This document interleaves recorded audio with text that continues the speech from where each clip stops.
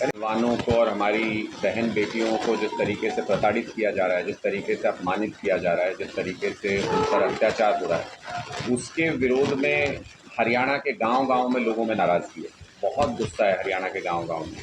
और आम आदमी पार्टी के कार्यकर्ताओं ने ये बीड़ा उठाया है कि हम इस पे कोई राजनीति नहीं करेंगे किसी भी तरीके की। हम इस पे कोई टोपी झंडे के साथ कोई प्रदर्शन नहीं करेंगे। आम आदमी पार्टी अपने मंच का इस्तेमाल नहीं करेगी। हमने शुरू से ऐलान किया है, हमारे लिए ये कोई राजनीतिक मुद्दा नहीं है। जिस तरीके से जब ये पहलवान जीत करके आए, तो आप सब ने देखा होगा जिस वक्त वो तिरंगा ओढ़ करके स्टेडियम में चक्कर लगाते हैं, जब वहाँ राष्ट्रगान बजता है, तो सारे लोग टीवी पे देख के गौरवान्वित महसूस करते हैं। किसी जाति का हो, किसी मजहब का हो, देश के किसी हिस्से का रहने वाला हो, सब कहते हैं देखो मेरे देश के खिलाड़ी ने पदक जीता है। सब उसमें गौरव अनुभव करते हैं।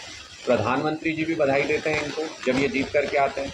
हमारे मुख्यमंत्री भी बधाई देते हैं जब ये जीत करके आते हैं। और किसी पार्टी का कोई नेता हो, सब इनको बधाई देते हैं। सब चाहते हैं कि उस गौरव में से थोड़ा-सा हिस्सा उनको मिल जाए जो इन्होंने अर्जित किया देश के लिए। लेकिन आज जब इनके ऊपर अत्याचार हो रहा है, आज जब ये प्रताड़ित किया जा रहा है इन खिलाड़ियों को, परेशान है ये, तब वो उस पे ये कहना कि ये किसी पार्टी का मुद्दा है, ये किसी जाति का मुद्दा है, ये किसी प्रदेश का मुद्दा है, मुझे लगता है कि वो राष्ट्रीय गौरव को अपमानित करने जैसा है। और हमको बहुत दुख होता है जब हमारे देश के प्रधानमंत्री इन खिलाड़ियों के जीतने पर तो मैसेज करते हैं, बधाई देते हैं। हमारे देश के प्रधानमंत्री इनको अपने घर बुला करके डिनर पे बुलाते हैं और उसको एक मीडिया इवेंट बनाते हैं। लेकिन आज जब इनको प्रताड़ित किया जा रहा है तो उनकी तरफ से ना एक बयान आया, ना एक ट्वीट आया, ना उन्होंने कोई मैसेज छोड़ा किसी तरीके का, ना उनका कोई नेता जंतर मंतर पे पहुंचा। तो ये बहुत ही दुखद है, शर्मनाक है। इसलिए हम इस पूरे आंदोलन के साथ खड़े हैं, पूरी ताकत के साथ। आज दनौदा गांव में भी धरना चल रहा है, वहाँ पर हम उसको समर्थन देने गए थे। और शाम को खटकड़ गाँव में भी हम, पंचायत हो रही है गाँव की, उसमें शामिल होने जा रहे हैं। अपनी बात रखेंगे, गांव के लोग अपनी चर्चा करेंगे, हम भी उसमें अपनी बात रखेंगे। और गांव-गांव में हरियाणा के, मैं अभी तक जो हमारी जानकारी में 550 से 600 गांव में पूरे हरियाणा में इस तरह की पंचायतें हो चुकी हैं जहां पर लोगों ने आपस में बैठ के ये निर्णय किया है कि कहां पर जाना है, क्या करना है, क्या गाँव में ही प्रदर्शन करना है, गाँव आस-पास के गाँव के साथ इकट्ठा होकर कहीं और धरना देना है। पूरी तैयारी लोग कर रहे हैं और 21 तारीख तक का जो समय दिया हुआ है खाप पंचायतों ने भी और जो खिलाड़ियों ने भी, उस समय सीमा का इंतज़ार कर रहे हैं। यहाँ तैयारी पूरी है। अगर वहाँ पर मांगें नहीं मानी जाती हैं, सरकार नहीं जुटती है, तो फिर उसको पूरे तरीके से एक साथ इम्प्लीमेंट हरियाणा के गाँव-गाँव में लोग करने के लिए तैयार हो रहे हैं, पंचायतें तैयार हो रही हैं। उसी का हिस्सा बनने के लिए हम आज यहाँ पे आए थे और अपना समर्थन यहाँ पर पहलवान खिलाड़ियों को देने के लिए आए थे। दूसरी महत्वपूर्ण बात, मुख्यमंत्री जी जन संवाद के नाम से आजकल एक पीआर एक्सरसाइज चला रहे हैं।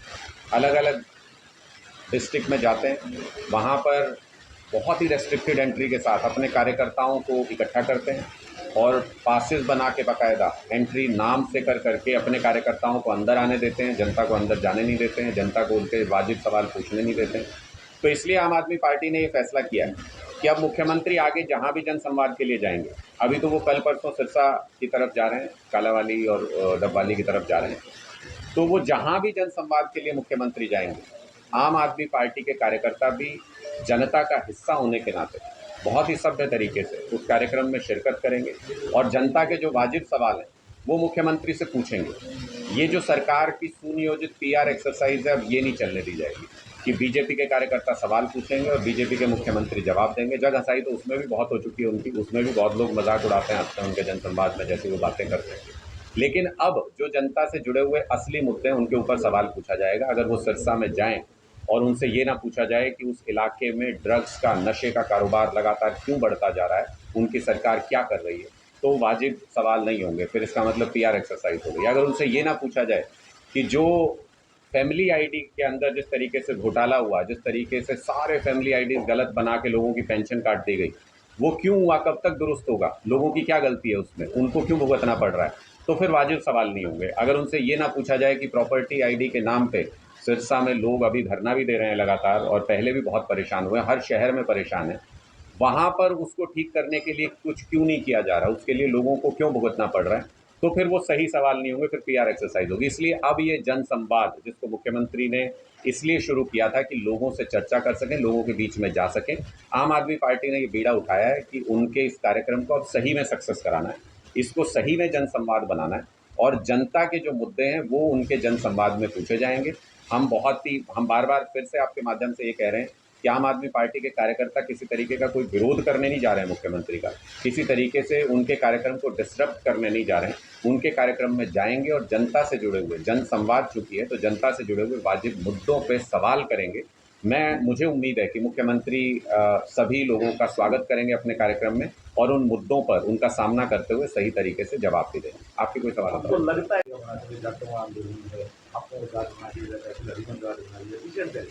क्या एरोगेंस है या कुछ? देखिए, एक अपने यहाँ बहुत पुरानी कहावत है, विनाश काले विपरीत बुद्धि। जब विनाश का समय आता है तो सबसे पहले बुद्धि और विवेक खो देता है व्यक्ति और उसके अंदर अहंकार भर जाता है सत्ता का। मोदी जी की आदत बन चुकी है, उनको ये बर्दाश्त नहीं हो रहा कि किसान आंदोलन में उनको हरियाणा के, पंजाब के किसानों के सामने घुटने टेकने पड़ेंगे। उनके अहंकार को बहुत ठेस पहुंची है, इसलिए वो बार बार हमारा पेशेंस टेस्ट करना चाहते हैं, हरियाणा के लोगों का पेशेंस टेस्ट करना चाहते हैं। लेकिन मुझे लगता है कि इस बार उन्होंने मुद्दा गलत चुना है। किसानों के मुद्दे पर तो हमारे रोज़गार का सवाल था, हमारी किसानी का सवाल था, हमने डट के संघर्ष किया और वो किसान कानून वापस भी करा लिया। लेकिन इस बार हमारी आन बान और शान का सवाल है, हमारी बहन बेटियों के मान सम्मान का सवाल है। मैं खुली चुनौती देता हूं उनको, और मैंने पहले भी कहा है, हरियाणवी खून में नहीं है अपनी बहन बेटियों के मान सम्मान के साथ खिलवाड़ को बर्दाश्त करना। आखिरी सांस तक लड़ेंगे, खून की आखिरी बूंद तक लड़ेंगे, फिर घुटने टेकने पड़ेंगे मोदी जी को, क्योंकि अहंकार तो रावण का भी नहीं टिका, ये तो चीज़ ही क्या उनके सामने, इनको फिर घुटने टेकने पड़ेंगे। लेकिन ये सिर्फ और सिर्फ इनके अहंकार की वजह से है कि एक बार घुटने टेकने के बाद भी इनको ये लगता है कि उस किसान आंदोलन में मुझे पीछे हटना पड़ा, इसलिए वो बदला ले रहे हैं हरियाणा के साथ, आसपास के इलाके के साथ, जिसको ये जाना जाता है कि ये अपनी बात पे अड़ जाएं तो अपनी बात के लिए लड़ना भी जानते हैं। ये उस कौम को तोड़ना चाहते हैं, उसको बदनाम करना चाहते हैं, इसलिए कभी उसको जाति का रंग देते हैं, कभी धर्म का रंग पहनाना चाहते हैं, अलग अलग तरीके से हमारे अंदर छूट डाल के। कभी कहते हैं किसी पार्टी से स्पॉन्सर किया जा रहा है। जब सारी पार्टियां जब इन पहलवानों का समर्थन कर रही हैं, मुझे कोई पार्टी बीजेपी के अलावा बता दीजिए जो इन पहलवानों का समर्थन नहीं कर रही है। जब सारी पार्टियां इनका समर्थन कर रही हैं तो फिर किसी एक पार्टी का कोई नाम लेने का मतलब ही नहीं बनता। और हमारे लिए तो ये राजनीतिक मुद्दा है ही नहीं। हम तो देश का नागरिक होने के नाते जब हमने उस वक्त गौरव महसूस किया जब ये जीते, तो आज हमारा फ़र्ज़ बनता है कि इनके दुख में साथ दें। तो इसलिए पूरा हरियाणा, पूरा पंजाब, उत्तर प्रदेश सब साथ खड़े हैं। पूरे देश का मुद्दा है, ये देश के हीरो हैं और ये जो बच्चियाँ जो मेडल जीत करके लाई थी, ये देश के स्टार हैं। इनके साथ अगर अपमान होगा, कल को हमारे सामने तो सवाल ये भी है, हरियाणा के लोगों के सामने, मैं बार बार ये कहता हूँ, अलग अलग मंच से कहता हूँ, आप लोगों के सामने सवाल ये भी है कि अगर संदीप सिंह वाली घटना जैसे हुई हरियाणा में, एक बेटी ने आवाज़ उठाई, वो ना मंत्री पद से हटा, ना वो हरियाणा ओलंपिक संघ के अध्यक्ष पद से हटा, आज भी मंत्री बना हुआ है, दरकिनार कर दिया गया उस बेटी की आवाज़ को। हमने संघर्ष भी किया, आवाज़ भी उठाई, लेकिन उसको सरकार ने सुना नहीं। ये दूसरा वैसा मुद्दा है। अब केंद्र में वैसा ही हो रहा है, हमारी बेटियां रो रही हैं, उत्पीड़न के खिलाफ आवाज़ उठा रही हैं, उनकी आवाज़ को अगर अब भी नहीं सुना जाएगा तो कोई भी माता पिता अपनी बच्चियों को खेलने के लिए नहीं भेजेंगे आगे से। हमें बहुत बड़ा नुकसान होगा समाज के तौर पे, हरियाणा को प्रदेश के तौर पे इतना बड़ा नुकसान होगा कि ये जो हज़ारों मेडल, सैकड़ों मेडल हमारे बच्चे लेकर के आते हैं, कोई भी पेरेंट्स अपनी बच्ची को ऐसे माहौल में नहीं भेजेंगे जहाँ पे उत्पीड़न करने वालों के खिलाफ कार्रवाई नहीं होती है। तो इसलिए ये बिल्कुल हमारे लिए लड़ने का सवाल है और इसमें पूरी ताकत के साथ हरियाणा को, हमारे पूरे समाज को, पूरे देश को लड़ना पड़ेगा। ये अलग मुद्दा हो सकता है कि शहरों में जो हमारे जो रोज़मर्रा की स्पीड है वो बहुत ज़्यादा होती है और आप अपने नौकरी में और बाकी कामों में उलझे होते हैं, तो समय हो सकता है कोई कम दे रहा हो। लेकिन ऐसा नहीं कह सकते कि किसान आंदोलन के वक्त शहरों में उसको समर्थन नहीं मिला था, पुरजोर तरीके से पूरा समर्थन मिला था। वहाँ भी शहरों में जाके कौन बसा हुआ है? हमारे गाँव से किसानों के बेटे ही जाके बसे हुए हैं, किसानों की बेटियाँ जाके वहाँ बसी हुई हैं। और ये जब पहलवान जीतते हैं, मैंने बार बार ये कहा, जब ये पहलवान जीतते हैं तो शहर गाँव थोड़ी देखा था हमने, तब तो सारे शहर में भी लड्डू बट रहे थे, ढोल बज रहे थे। उन्होंने भी कहा था कि हमारे खिलाड़ी जीत गए, हरियाणा के खिलाड़ी जीत गए, हरियाणा के खिलाड़ी जीत गए, भारत के खिलाड़ी जीत के आए हैं। तो तब ना हम जाति देखते हैं, ना शहर देखते हैं, ना गांव देखते हैं, ना धर्म देखते हैं। अब जब इनकी समस्या आई, जब इनकी दिक्कत आई, इनकी आंख में आंसू हैं, तो हमको सब कुछ नज़र आने लगा कि शहर भी अलग, गांव भी अलग, जाति भी अलग, स्टेट भी अलग, सब कुछ नज़र आने लगा। मुझे लगता है कि जब आप खुशी में इनके साथ शामिल थे, तो आज इनके उत्पीड़न में, इनके दुख में भी इनके साथ शामिल होना चाहिए और सब लोगों को मिलकर लड़ना चाहिए। शहरों में भी लोग तैयार हैं, लोगों में बहुत गुस्सा है भारतीय जनता पार्टी को लेकर के और उनके ऐसे डिसीजंस को लेकर के। और मुझे तो बहुत इस पे शर्म आती है कहते हुए कि एक ऐसे व्यक्ति हमारे प्रदेश के मुख्यमंत्री हैं जिन्होंने इस मुद्दे पे ये कहा कि ये मुद्दा हमसे जुड़ा हुआ नहीं है, ये दिल्ली से जुड़ा हुआ मुद्दा है, वहाँ पर इसका फैसला होना चाहिए, वहाँ पर इसका निर्णय कुछ सही निकलना चाहिए। अगर आपकी बहन बेटियों का मुद्दा आपसे जुड़ा हुआ नहीं है तो खट्टर जी आप भी हरियाणा के मुख्यमंत्री नहीं हैं, हरियाणा के लोग आपको अपना मुख्यमंत्री मानने से इनकार कर रहे हैं। मुख्यमंत्री हमने मैं बताऊं, मैं वही कह रहा हूं, मैं तो आपके माध्यम से मैंने खुले में कहा कि हम भी उस पब्लिक का हिस्सा बन के जाएंगे। अगर कोई इस तरीके की साजिश हो रही है कि वहां पे सिर्फ बीजेपी कार्यकर्ताओं को जाने दिया जा रहा है, एक पीआर एक्सरसाइज करके उसको जनसंवाद का नाम दिया जा रहा है, तो उसकी पोल खोलना, उसको एक्सपोज करना भी हमारा काम है, हमारा फर्ज बनता है। हम वहां जाएंगे। और कैसे नहीं है जब आप खुद कह रहे हो आप बीजेपी के कार्यकर्ता बने हो क्या? मैं तो आम आदमी पार्टी के कार्यकर्ता बन के जाएंगे। जब हम ओपन अनाउंसमेंट कर रहे हैं तो बीजेपी के कार्यकर्ता क्यों बनेंगे? आपका एंट्री नहीं तो पूरा प्रदेश देखेगा। अगर हमको, मैं तो मुख्यमंत्री जी से कह रहा हूँ, मैं तो उनको आह्वान कर रहा हूँ कि हम खुले में कह रहे हैं, और जब हम नेतृत्व ये कह रहा है पूरी रिस्पॉन्सिबिलिटी के साथ कि हमारा कोई कार्यकर्ता किसी तरीके का कोई हर्डल नहीं बनेगा, कोई बदतमीजी नहीं करेगा, हम सिर्फ सवाल पूछेंगे, और सवाल पूछना जनता का हक है। अगर हम उन कार्यक्रम में जाएंगे और हमको उन कार्यक्रम में पुलिस जाने नहीं देगी, हमारे कार्यकर्ताओं को डिटेन करेगी, हमें उन कार्यक्रम में एंटर करते हुए गिरफ्तार किया जाएगा, पूरा प्रदेश देखेगा कि किस तरीके से ढकोसला पीआर एक्सरसाइज की जा रही है जनसंवाद के नाम पे। वो भी देश के लोगों को, वो भी प्रदेश के लोगों को समझना बहुत ज़रूरी है। लोगों को ये ना लगे कि जनता के बीच गए मुख्यमंत्री, और हमने सबने देखा कि उनके अपने कार्यकर्ताओं को बुलाने के बावजूद जब ये पूछा गया कि 8 घंटे की जगह 12 घंटे बिजली दे दीजिए, हमारे तो इतने भोले लोग हैं कि अभी तो 24 घंटे मांगना भी शुरू नहीं किया। उन्होंने तो बाबा ने ये कहा कि 8 घंटे की बजाय 12 घंटे बिजली दे दीजिए। उस पर ही मुख्यमंत्री ने कहा बैठ जाओ भाई, बैठ जाओ, 8 घंटे ज़्यादा नहीं मिलेगी, जो करना है करो, सोलर लगवा लो अपना। तो जिस मुख्यमंत्री की सोच नहीं जाती हो 24 घंटे बिजली तक, जो सवाल पूछने पे किसी को बिठा देता हो, ऐसे मुख्यमंत्री से आंख में आंख मिलाकर सवाल पूछने की हिम्मत आम आदमी पार्टी के कार्यकर्ता में है। और हम जनसंवाद में जनता के तरीके से जाएंगे। हम अपनी पार्टी का झंडा लेके थोड़ी जा रहे हैं, हम भी उस जनता का हिस्सा हैं, हम भी वोट डालते हैं, हम भी डेमोक्रेसी का हिस्सा हैं। तो हमारे कार्यकर्ता उस जनसंवाद में जनता बन के, जनता के साथ मिल के जाएंगे और अपने सवाल पूछेंगे। और अगर मुख्यमंत्री के पास उन सवालों के जवाब हैं तो उनको डरना नहीं चाहिए, उनको सवालों का जवाब देना चाहिए। आपने अभी कहा तानाशाही तरीके से इस देश को चलाने की कोशिश हो रही है। मैंने वही कहा कि किसी प्रधानमंत्री में ये अहंकार हो। पूर्व राज्यपाल ने जिस तरीके से बताया, सबने सुना कि उन्होंने कहा कि ये किसानों के बारे में कहते थे, हाँ तो ठीक है, कोई अगर मर गए हैं तो हमारे आदमी थोड़ी है। इस तरीके के जहाँ बयान हो, जहाँ पुलवामा की घटना के बाद किसी ने कहा उपराज्यपाल जी को कि चुप रह जाइए, आप बोलिए मत इस पर। ऐसी अगर शासन चल रहा हो देश के अंदर, तो ऐसे व्यक्ति के अहंकार को चुनौती देना लोकतांत्रिक व्यवस्था में हर विपक्षी पार्टी का धर्म है। और जब विपक्षी पार्टियां चुनौती देती हैं तो उनको इस तरीके से फर्जी केस लगा के, उनके लोकतांत्रिक अधिकारों का हनन करके, उनको जेल में डाल के, उन पे लाठियां चला के उनको रोकने की और तानाशाही चलाने की कोशिश हो रही है। लेकिन सुप्रीम कोर्ट हमारे लोकतंत्र का एक बहुत महत्वपूर्ण हिस्सा है। जब जब लोकतंत्र का कोई टुकड़ा या कोई पाया डगमगाने लगे तो उसको थामना सुप्रीम कोर्ट का काम है। हम साधुवाद करते हैं, सुप्रीम कोर्ट का धन्यवाद देते हैं कि उन्होंने लोकतांत्रिक व्यवस्था को दिल्ली में कायम किया। और 8 साल मोदी जी ने दिल्ली के लोगों के बर्बाद कर दिए इस तरीके से अपने अहंकार के चक्कर में। अब वहाँ पे काम की स्पीड 10 गुना बढ़ जाएगी। और मैंने कल भी ये कहा था कि वहाँ सिर्फ दिल्ली के लोगों को फ़ायदा नहीं होगा, हरियाणा के लोगों को भी कल के फैसले से बहुत बड़ा फ़ायदा होने वाला है। हमारे हज़ारों बच्चे बच्चियाँ वहाँ पे नौकरी करते हैं दिल्ली के अलग अलग विभागों में। कच्चे कर्मचारियों को जैसे हम पंजाब में पक्का कर रहे हैं, जैसे नई नौकरियां निकाल रहे हैं, अब दिल्ली में वो व्यवस्था भी हमारे हाथ में आ गई है। वहाँ पर भी अब तुरंत जितने कच्चे कर्मचारी हैं उनको पक्का करने के लिए प्रक्रियाएं शुरू की जाएंगी, नई जॉब्स वहाँ पे निकाली जाएंगी। वहाँ पे जो डीटीसी सेवा हम पहले से सोच रहे थे कि उसको हरियाणा में एक्सटेंड किया जाए, पहले आती थी बसें, लेकिन हरियाणा सरकार भी और वहाँ एलजी साहब उसमें रोड़ा अटकाते थे कि अगर हरियाणा में आ गई तो जो महिलाएं सफ़र करती हैं वो फ्री में करेंगी हरियाणा के अंदर भी। हरियाणा के लोगों को भी पता चल जाएगा कि ऐसा हो सकता है कि नई इलेक्ट्रिक बसों में फ्री में सफ़र कर सकते हैं महिलाएं। तो इसलिए वो रोकते थे, उसमें रोड़े अटकाते थे। अब वो योजनाएं भी लागू हो सकेंगी, वहाँ के हॉस्पिटल स्कूल्स और अच्छे हो सकेंगे। वहाँ पे हमारे बच्चे पढ़ते हैं जाके, बहुत सारे हरियाणा के लोग भी वहाँ रहते हैं दिल्ली में। तो मुझे लगता है कि हज़ारों लाखों एनसीआर के और हरियाणा के लोगों को भी इस फैसले से फ़ायदा होगा। इसका स्वागत करते हैं और सुप्रीम कोर्ट ने लोकतांत्रिक व्यवस्था को कायम करने में बहुत बड़ा कदम उठाया कर। शहर में इकट्ठा हो रहा है या मतलब वक्त की जरूरत है? देखिए, मुझे लगता नहीं है कि विपक्षी नेताओं के इकट्ठा होने से, पार्टियों के इकट्ठा होने से कभी लोकतंत्र में कुछ नहीं बदलता है। जब जनता के मन में आएगा तो बड़े बड़े शहंशाहों को उन्होंने ऐसी पटकनी दी है कि रोड पे लाके खड़ा कर दिया।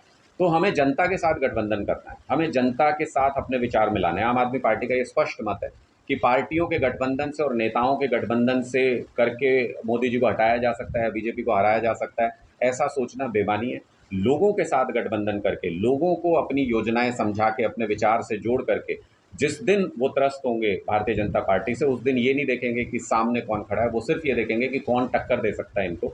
कौन मजबूत है जो हमारी आवाज़ मजबूती से उठा सकता है, और उसी दिन इनको पटकनी दे देंगे, उसी दिन ये सड़क पे आ जाएंगे। इनका सारा अहंकार जो है वो सड़क पे आ जाएगा, टूट जाएगा। हरियाणा में के अंदर हम अपना संगठन पूरा अनाउंस कर देंगे। बीच में तरह तरह के घटनाक्रम अपनी टाइमलाइन पे चल रहे हैं। हमने कहा था 15 अप्रैल तक हम अनाउंस कर देंगे, लेकिन जैसे बीच में घटनाक्रम हुआ जो सीबीआई की उसके लिए पूछताछ के लिए अरविंद केजरीवाल जी को बुलाया गया, फिर उसके बाद पहलवानों के साथ जो घटनाक्रम चल रहा है, कुछ महत्वपूर्ण मुद्दे ऐसे आ जाते हैं जो आपकी पार्टी और संगठन से बढ़ के होते हैं, तो हमने उसमें भी अपना योगदान दिया। हम पहलवानों के मुद्दे पे भी पूरी ताकत के साथ लड़ रहे हैं, और अपना संगठन भी अगले 1 सप्ताह के अंदर हरियाणा में हम अनाउंस करने जा रहे हैं। आप कहाँ खड़ा मानते हैं? भी बताया आपको, जैसे पार्टियों के गठबंधन से नहीं जीतते, इन्हीं से तो त्रस्त हैं लोग। इनको अपने यहाँ पे लाके हम उनको दोबारा से सिर पे बिठा दें लोगों के, इन्हीं लोगों से त्रस्त हैं जिन्होंने पिछले 5 दशक से भी ज़्यादा हरियाणा के ऊपर राज किया, हरियाणा को सिर्फ लूटा है, अपना खजाना भरा है। आपने पूछा हम कहाँ खड़ा पाते हैं आम आदमी पार्टी को, इन लोगों से अलग खड़ा पाते हैं। इतना भर हम लोगों के जब बीच, आपको दिखाई क्यों नहीं देती? हम लोगों के बीच में, अब आपको अगर आम आदमी के साथ गठबंधन देखना है हमारा, तो आप ये देखिए कि 1 महीने के अंदर कोई और पार्टी हरियाणा में बता दीजिए जिसने 12 लाख सदस्य बनाए हो।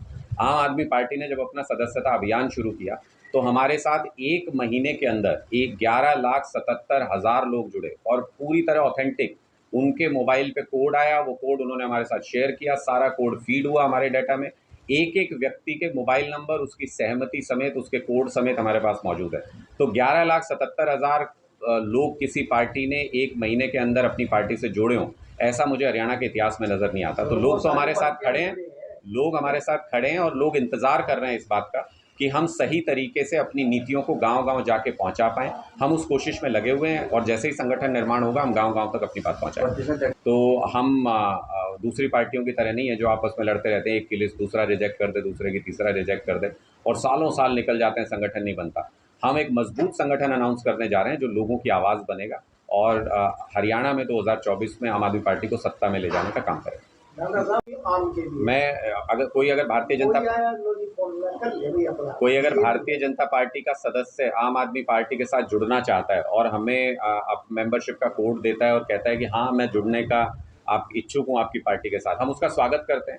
हम तो यही चाहते हैं कि अगर कोई दूसरी पार्टी का कार्यकर्ता भी हमारी विचारधारा सुने समझे, तो हम उसके ऊपर छोड़ते हैं ना, लोगों के ऊपर भी छोड़ना चाहिए। हमको लोगों के विवेक पे पूरा विश्वास है कि जब उनको दोनों तीनों विचारधाराएं सुनने को मिलेंगी, देखने को मिलेंगी, उनके ऊपर निर्णय है कि वो किसके साथ जाना पसंद करते हैं। आपको नहीं लगता कि जब पंजाब में आम आदमी पार्टी की सरकार भारी जीत कर तब हरियाणा पे खासा असर महसूस किया गया, लेकिन अब जिस तरह से आपकी पार्टी में ठहर नहीं गई या बैक फुट पे? देखिए, हमने तो बहुत स्पष्ट कहा, कोई आए तो उसका स्वागत है, लेकिन आम आदमी पार्टी में तो ये बहुत स्पष्ट रहा है। अरविंद केजरीवाल जी पता नहीं कितनी बार कह चुके हैं, कोई पद के लिए आ रहा हो वापस जाए जहाँ जाना है उसको, कोई अगर मंत्री बनने आ रहा है यहाँ नहीं हो सकता, वो कोई लूटपाट करने आ रहा हो आम आदमी पार्टी में तो एक पैसे की लूटपाट नहीं हो सकती। तो यहाँ तो जो देश के लिए लड़ने के लिए आ रहा है उन लोगों का स्वागत है, और उनका संगठन में हमेशा ही स्वागत रहता है। पंजाब में आपने कहा सरकार बनने के बाद जो रुझान जोश आया था, वो एक टाइमली जोश होता है और टाइमली दिखाई देता है उस वक्त कि जैसे ऐसे हमने बहुत दौर देखे हैं। दिल्ली में सरकार बनी तब भी रिज़ाइन किया, तब भी दोबारा बनी, तब भी दोबारा बनी, तब भी, हमने ऐसे बहुत दौर देखे हैं, और उसको स्टेबल करना उस वेव को, ये संगठन का काम होता है। वही हम संगठन बना करके उसको स्टेबल करने की कोशिश करेंगे। हमारा वोट शेयर जिस मुकाम पे पहुंचा था पंजाब चुनाव के बाद, आज भी वहीं पे कायम है। अगर नेताओं को उस वक्त ये लगता था कि आनन फानन में पार्टी में ज्वाइन कर लेंगे और कुछ फ़ायदा आम आदमी पार्टी से उठा लेंगे, वो मंशा तो किसी की पूरी नहीं हो सकती है। तो ऐसी मंशा रखने वाले लोग अगर आएँ भी और वापस जाएँ भी, उससे आम आदमी पार्टी के कमिटमेंट पे कोई फ़र्क नहीं पड़ता। आम आदमी पार्टी अरविंद केजरीवाल जी की और आम आदमी पार्टी की विचारधारा पे चलती है। जो लोगों के मुद्दे हैं उनके लिए लड़ेंगे। हमें आम लोगों की ज़रूरत है, हमें बड़े बड़े नेताओं की ज़रूरत नहीं है। आम आदमी पार्टी ने इतिहास बनाया, चन्नी को जिसने हराया आप उसका नाम नहीं बता पाएंगे जनता में से बहुत से लोग। जिसने अमरिंदर सिंह को हराया नाम नहीं बता पाएंगे बहुत सारे लोग उनका। जिसने सिद्धू को हरा दिया, जिसने बादल साहब को हरा दिया, ऐसे लोगों का नाम भी नहीं जानते लोग। हम अपनी विचारधारा के दम पे चलती है आम आदमी पार्टी। आम आदमी पार्टी बड़े बड़े नेताओं के नाम और उनकी पुरानी शोहरत और उनके लूटे हुए पैसे से नहीं चलती। केजरीवाल जी ने अपने बेटे के नाम रजिस्ट्री तो नहीं कराई उस मकान की। किसका मकान है वो? दिल्ली के मुख्यमंत्री का मकान है। और किसी ने अभी तक ये तो नहीं पूछा कि प्रधानमंत्री जी का मकान बना तो 600 करोड़ रुपए लगे कि नहीं लगे, किसी ने सवाल नहीं किया। तो प्रधानमंत्री जी अगर चुने हुए प्रधानमंत्री हैं तो दिल्ली के मुख्यमंत्री भी जाके नहीं बैठ गए उस कुर्सी पे, दिल्ली के लोगों ने चुना है। दिल्ली के लोगों के टैक्स के पैसे से मुख्यमंत्री का आवास बना है, और मुख्यमंत्री के आवास में अगर पहले के मुख्यमंत्री कैंप ऑफिस नहीं बनाते थे, अगर उनको 24 घंटे काम नहीं करना होता था, तो ये उनकी दिक्कत है। वहाँ पे मुख्यमंत्री के घर पे अगर कैंप ऑफिस बनता है और वहाँ पे 24 घंटे जनता का काम हो सकता है, तो इसमें हमें कोई चीज़ गलत नहीं नज़र आती। और दिल्ली के लोगों ने बार-बार बीजेपी की ऐसी साजिशों का जवाब दिया है। इस बार भी जब उन्होंने ये साजिश रची, तो उसके बाद एक बड़ा धरना रखा था बीजेपी ने दिल्ली के अंदर। उसमें जनता तो छोड़िए, बीजेपी के अपने नेता भी नहीं पहुँचे थे, मंच खाली रहा था, वो धरना लगा ही नहीं, बैठे ही नहीं लोग उसमें। तो मुझे लगता है बीजेपी के अपने कार्यकर्ता भी जब उनके मुद्दे से सहमत नहीं है, तो आप क्यों समय व्यर्थ कर रहे हैं ऐसे सवाल पूछ करके? अभी आपने कहा कि उन पे सवाल नहीं पूछे जाते हैं, फोर्थ पिलर पे भी सवाल वेलकम, हम तो स्वागत करते हैं ऐसे सब सवालों का। मैंने आपके सारे सवालों का जवाब भी दिया, खुल के दिया है। नहीं, कहाँ मानते हो आप फोर्थ पिलर कहाँ खड़ा है? फोर्थ पिलर के साथ तो आपने देख ही लिया, जैसे फोर्थ पिलर में रहे। मैं तो उसी एक्सपीरियंस के नाते भी बता रहा हूँ, आपने देख ही लिया करनाल में आजकल जो कुछ चल रहा है। एक पत्रकार साथी हमारे, उनके ऊपर अत्याचार हुआ, उन्होंने एक वाजिब सवाल पूछ लिया। आप सबको पता है, आप सब भी जानते हो कि तहसील में क्या हो रहा है आज के दिन में, रजिस्ट्री नहीं हो सकती पैसे दिए बिना। भ्रष्टाचार इतना चरम पे है। आप मुख्यमंत्री जी कहते हैं भाई तो लगता है कि भ्रष्टाचार को उन्होंने अपने घर में पाल रखा है, और उनके ओएसडी के ऊपर भी इतने गंभीर आरोप लग रहे हैं आज के दिन में। उनके तहसीलों में पैसे कैसे, और ये वही तहसील है, करनाल तो सीएम सिटी है, सीएम सिटी के अंदर उसी तहसीलदार पकड़े गए थे, उनका स्टाफ पकड़ा गया था लाखों रुपए लेते हुए। उससे पहले भी वहाँ पे एक नेक्सस का भांडाफोड़ हुआ था। अगर वहीं पे तहसीलदार के ऊपर फिर ऐसे आरोप लगते हैं, तो मुझे लगता है कि इसका मतलब आँख पे पट्टी बांध रखी है, गांधारी बने हुए हैं मनोहर लाल खट्टर जी, तो उसका तो हम कुछ नहीं कर सकते। लेकिन आवाज़ ज़रूर उठा सकते हैं लोकतंत्र के चौथे स्तंभ पे। जब हमला होगा तो हम उनके साथ खड़े हुए नजर आएंगे, पूरी ताकत से खड़े नजर आएंगे। लोकतांत्रिक व्यवस्था को डिरेल नहीं होने देंगे। सवाल को ना डाइवर्ट करके, मेरा सवाल ये नहीं था कि आकर वो गिरफ्तार हुआ, वो हो सकता है कि तहसीलदार की गलती है, उसकी मैंने अगर फोर्थ पिलर जो पिलर है वो कहाँ है? कहाँ खड़ा है? आप जिस जहाँ से आप आए ना, जिस